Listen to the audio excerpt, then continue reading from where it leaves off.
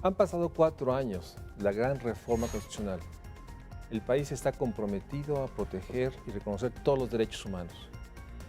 ¿Cómo estamos a 4 años de esta gran reforma? Porque hoy el México social solo se puede concebir en términos del cumplimiento del artículo primero constitucional. De eso hablaremos hoy en el Estudio de México Social. En México, la falta de acceso a la justicia y la constante violación de los derechos humanos imposibilitan la consolidación de la democracia y limitan la plena vigencia del Estado de Derecho. Es necesario que la ciudadanía supervise la adecuada impartición de justicia y el total cumplimiento de los derechos humanos en todo el territorio nacional, sobre todo a partir de los cambios en el sistema de justicia que conllevan la entrada en vigor del Código Penal Único, la implementación de los juicios orales y la transformación de la Procuraduría General de la República en la Fiscalía General de la Nación. De acuerdo con la Encuesta Nacional de Victimización y Percepción del Delito, en el año 2013 solo el 10% de los delitos fueron denunciados ante la autoridad. En Guerrero solo se denunciaron oficialmente 5 de cada 100 delitos. En el Estado de México, 6 de cada 100 y en Oaxaca, 8 de cada 100. A lo anterior debe agregarse que en el país, solo 2 de cada 3 delitos denunciados son atendidos mediante la apertura de averiguaciones previas. Ahora bien, hablando de la forma como se llevan a cabo los juicios en México, existe una debilidad en el principio de presunción de inocencia. De acuerdo a lo establecido en la Constitución política, toda persona en conflicto con la ley debe ser siempre tratada como si fuese inocente. Esto no ocurre así, y dados los niveles de corrupción que existen en los ministerios públicos y en los juzgados, todos los días se dan casos de violaciones graves a los derechos humanos. El Censo Nacional de Impartición de Justicia Federal 2011-2013 es prueba de lo anterior. En 2012 se expusieron casos de reconocimiento de inocencia posteriores a la sentencia en el ámbito de justicia federal. El sistema de justicia en México debe revisar los mecanismos de impartición para garantizar el debido proceso, evitar la corrupción, impedir los abusos policíacos y escrutar los miles de casos carcelarios de personas que se encuentran purgando castigos desproporcionados e incluso acusadas de delitos que no cometieron.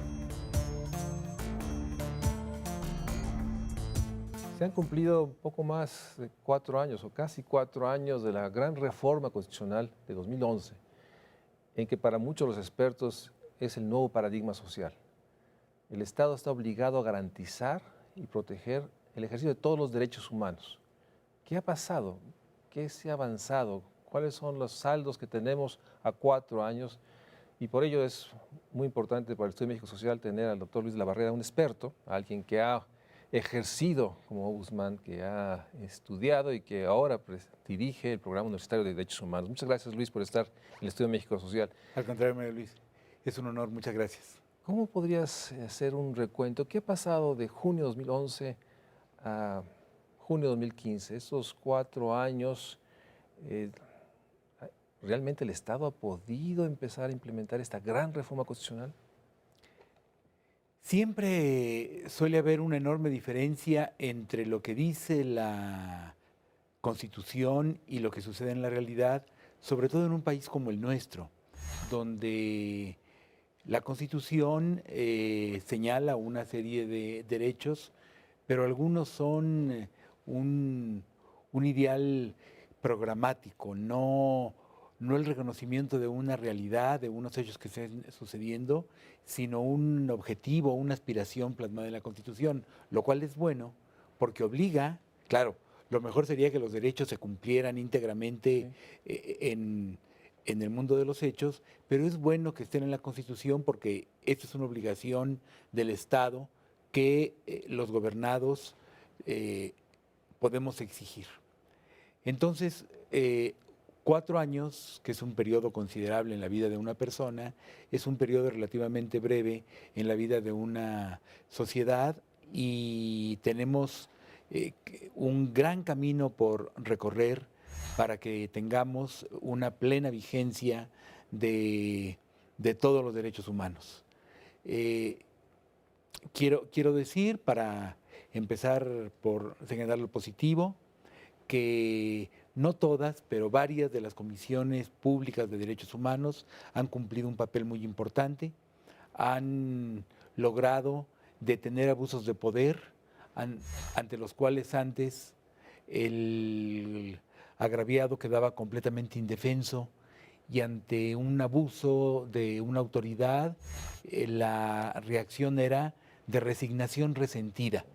Fui víctima del abuso, pero no hay nada que hacer frente al gobierno. Al funcionar las comisiones de derechos humanos, al demostrar que pueden ser eficaces, que pueden ser un verdadero instrumento para defender derechos, los gobernados pasan de esa actitud de resignación resentida a una actitud de coraje activo, de decir, si tengo derecho y puedo probarlo, tengo en la Comisión de Derechos Humanos un aliado para defender ese derecho. Lamentablemente no todas las comisiones funcionan óptimamente, pero algunas lo han hecho. Y con que una lo hubiera hecho, eso nos demuestra que el Ombudsman puede ser un instrumento muy importante. La Suprema Corte ha sido una defensora muy importante también de los derechos humanos.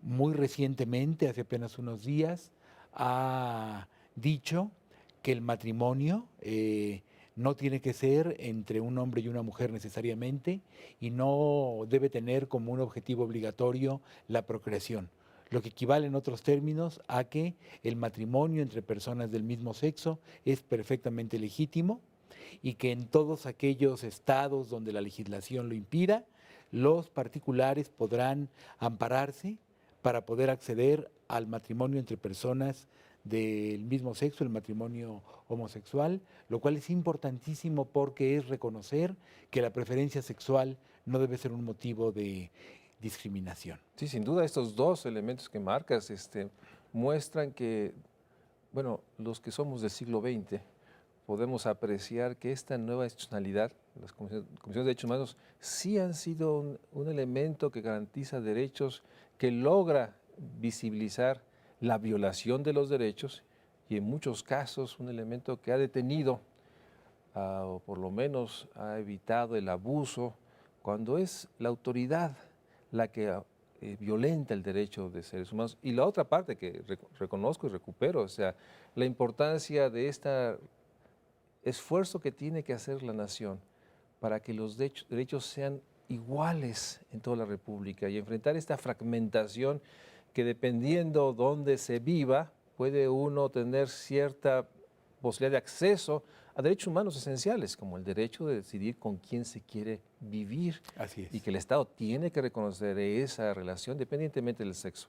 Lo subrayo porque es muy importante y creo que sí son los elementos que a veces se nos diluyen en el proceso de no reconocer que sí hay un avance positivo. Sí, y los seres humanos tenemos esa tendencia de fijarnos muy bien en lo que está mal y no reconocer suficientemente o no reconocer en lo más mínimo lo que va bien.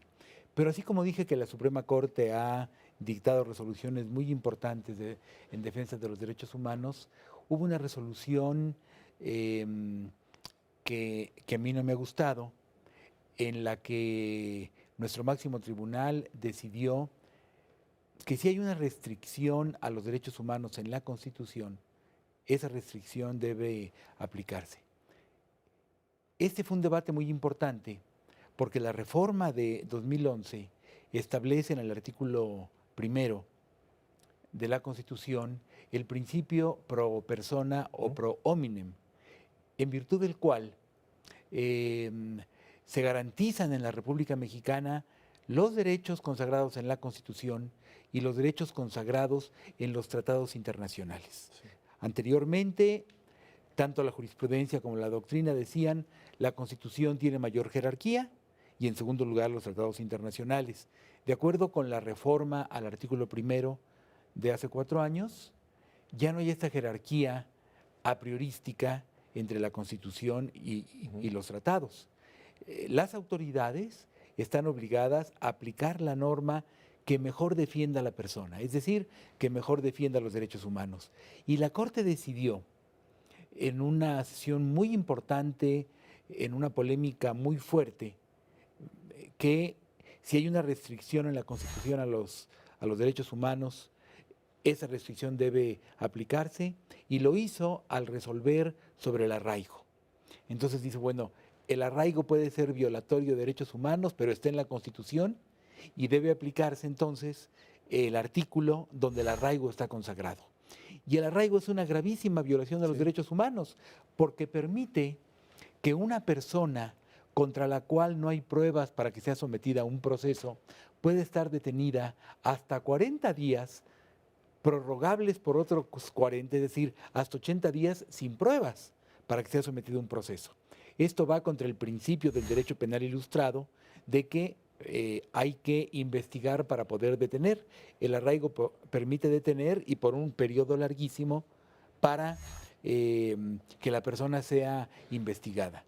Y no hace falta decir que en 80 días o en 40 días incluso se le puede arruinar completamente la vida de una persona. Se puede destruir su reputación, se puede destruir su vida familiar, su vida de pareja, se puede hacer que vaya a la quiebra económica por los gastos que implica esto, y algo que es terrible, se le puede agriar permanentemente su vino interior. Sí, es un abuso, una violación de todos los derechos cuando un mexicano, no hay ninguna prueba, simplemente un Estado que ejerce su visión de una violación y como ha sido documentado, a veces realmente con una enorme capacidad de inventar. Y hay una cosa terrible. Hay una estadística respecto de qué pasa con los arraigos, qué pasa después de un arraigo. Y solamente en un porcentaje ínfimo de casos, 3, 4%, se ha logrado durante el periodo del arraigo conseguir pruebas para llevar al arraigado a un juicio. O sea, solo 3 de cada 10 que han sido arraigados se ha logrado, digamos... Solo 3 de cada 100. De cada 100. Solamente en el 3 o 4% de los casos se ha logrado reunir elementos para llevar a juicio a un procesado. En todos los demás casos... Y no necesariamente una sentencia, digamos... No necesariamente una sentencia condenatoria, pero por lo menos... si entra en un proceso... Elementos probatorios para un juicio. Pero en el 97% de los casos, no. Entonces, la persona sale del arraigo y ya cambió su vida para mal. Sí, lastimada, violentada por el Estado, porque ese es un asunto mayor. Cuando el Estado es el que violenta los derechos humanos, debe tener una dimensión mayor. Déjame hacer un corte y regresamos porque, por otra parte, está esta paradoja. En esta búsqueda de avances, la democracia requiere el cumplimiento de todos los derechos humanos. La democracia no solo es el sistema electoral, como se probó recientemente, el que de alguna u otra manera esta democracia germinal, como Goldenberg acostumbra decir, ha logrado construir este andamiaje electoral, pero todavía queda mucho en términos de garantizar los otros derechos. Así es. Y en ese sentido me gustaría tu apreciación en términos de que, creo yo, y es una pregunta que quisiera dejarte antes de ir al corte, implicaría un rediseño del Estado. Las instituciones tienen que adaptarse a este nuevo marco y ahí creo que todavía hay saldos a revisar. Vamos a un corte y regresamos para seguir hablando a 4 años de la gran reforma constitucional de 2011, en la cual tenemos nuevamente esta visión ambivalente. Sin duda tenemos instituciones que han logrado detener el abuso y a veces logrado compensar ese abuso y a veces evidenciar el abuso que el Estado a través de estructuras comete en mexicanos, en individuos. Pero por otra parte, retrocesos, figuras como el arraigo, que sigue siendo una manera en la cual pues, el Estado violenta los derechos humanos a través de presunciones de ciertos crímenes que han llevado a esta enorme realidad. Solo 3 de cada 100 que han sido arraigados se ha logrado o se ha mostrado que el Estado tenía razón en sospechar cierta comisión de cierto delito. Tenemos mucho que hablar sobre el cumplimiento de derechos humanos en nuestro país. Vamos a un corte y regresamos al Estudio de México Social con el doctor Luis de la Barrera. De acuerdo al informe de actividades 2014 de la Comisión Nacional de Derechos Humanos, las autoridades señaladas con mayor frecuencia en los expedientes de quejas son el Instituto Mexicano del Seguro Social con 1.542 casos, el órgano administrativo desconcentrado, prevención y readaptación social de la Secretaría de Gobernación con 1.177 quejas. Le sigue la Secretaría de Defensa con 642. La Policía Federal de la Secretaría de Gobernación con 580 casos. El ISSSTE con 538 quejas. Le sigue la SEP con 530. la Procuraduría General de la República con 487, el Instituto Nacional de Migración de la Secretaría de Gobernación con 450 quejas, la Secretaría de Marina con 374 y finalmente el Instituto del Fondo Nacional de la Vivienda para los Trabajadores con 326 casos.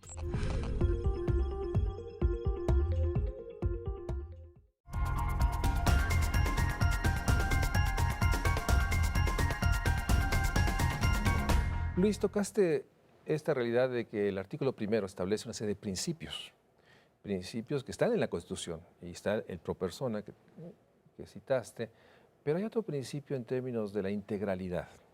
Es decir, de acuerdo a los expertos, tú eres uno de ellos, todos los derechos pesan igual. En ese sentido, la ausencia de uno, ¿sí? Digamos, el no acceso al derecho a un medio ambiente o el derecho, digamos, efectivo a la salud, no puede ser compensado al decir que sí hay el derecho, digamos, a una vivienda. Alguien que tiene una vivienda pero no tiene derecho efectivo a la salud, pues hay esta enorme tensión. Y en esta discusión incluso los expertos han señalado que esta definición, que la educación puede ser un gran derecho habilitador de otros derechos, en términos de, digamos, de la teoría, no, todos los derechos deben ser simultáneos para garantizar la vigencia de los derechos humanos. Entonces, en ese sentido, tenemos esta enorme tensión en que el discurso, déjame meterme al tema de lo social, que es donde yo habito, nos dice que desde un enfoque de derechos hoy se ha logrado mayor cobertura, pero la cobertura no implica acceso efectivo, implica estar en un padrón, no necesariamente tener acceso a educación de calidad o simplemente acceso a salud, sin adjetivos. No puede haber simplemente esta noción. ¿Cómo lograr confrontar un discurso que se vuelve muy, digamos, todos hablan de derechos, enfoques de derechos, pero en la práctica vemos una operación que sigue atrapado en esta noción de que lo que necesitamos es cobertura, y sigue siendo un discurso muy fuerte en el que se sigue sosteniendo la educación como el gran derecho habilitador de otros derechos? ¿Cómo podrías resolver esta tensión de estas visiones que se confrontan en la vida diaria? Bueno, es una pregunta que daría lugar a no solo a una conferencia, sino a un seminario de varios meses. Es un tema muy complejo. Efectivamente, es exigible que todos los derechos, los llamados de primera generación, que son básicamente las libertades personales, y los de generaciones posteriores, de segunda y tercera, los denominados derechos sociales, ambientales, económicos, deben cumplirse íntegramente. Deben tener una vigencia no solamente en el papel, no solamente en la Constitución y en las leyes secundarias y en los tratados, sino deben tener una vigencia efectiva. Y este es un enorme reto para todos los estados y principalmente para aquellos estados como el nuestro que no han alcanzado un pleno desarrollo. Dice Norberto Bobbio, que es uno de los grandes teóricos de los derechos humanos, en un libro cuya lectura recomiendo mucho a todos, que es El tiempo de los derechos, que en los países en vías de desarrollo o subdesarrollados, el cumplimiento de los derechos sociales no es una cosa fácil, porque hay una serie de condicionamientos, tanto internos como externos, que los hacen difíciles de cumplir. Pero una cosa es que esto sea difícil de cumplir y otra cosa es que el Estado quede exento de hacer todo lo que sea posible por cumplirlos.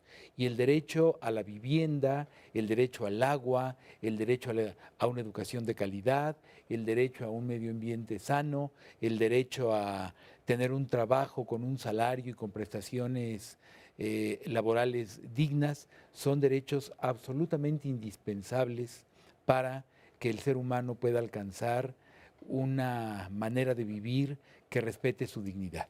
Hay que recordar que el fundamento filosófico de los derechos humanos es la dignidad que tiene todo ser humano. La dignidad es un concepto que no es fácil de definir. A mí me gusta mucho la definición que da Sabater. Es aquella característica, es aquella cualidad del ser humano que amerita que se le trate con ciertos miramientos y consideraciones que le permitan una vida digna, una vida de ser libre y una vida que le permita realizarse íntegramente como ser humano.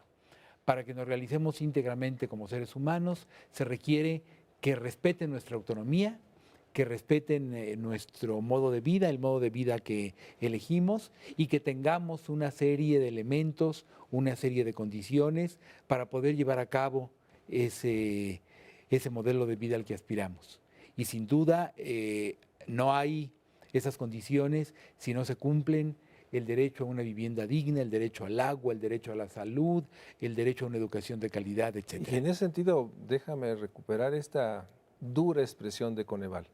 Solo 2 de cada 10 mexicanos no son pobres o vulnerables.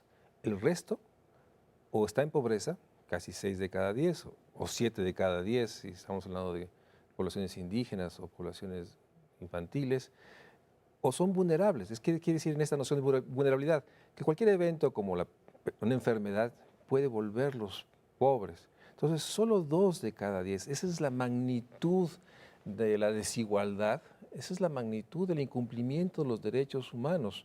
Y esto nos habla, déjame tratar de introducir mi apreciación es que la manera como está organizado el gobierno a través de esta prestación de oferta de servicios y bienes por secretarías, genera grandes problemas en competencia, porque tenemos esta paradoja, lugares donde está la carretera, donde puede estar la escuela, pero no están las viviendas, lugares donde tenemos esos 3 elementos, pero hay una gran inseguridad, para meter uno de los temas que hoy sin duda está erosionando los derechos humanos. Entonces, en estos 4 años, ¿cuál es tu apreciación? ¿Sí se requiere una reforma del Estado, de sus instituciones para garantizar de una manera más efectiva los derechos? Creo que se requiere una reforma profunda de toda la estructura social. Y desde luego es el Estado el que debe encabezar todas las acciones para lograr esta reforma profunda.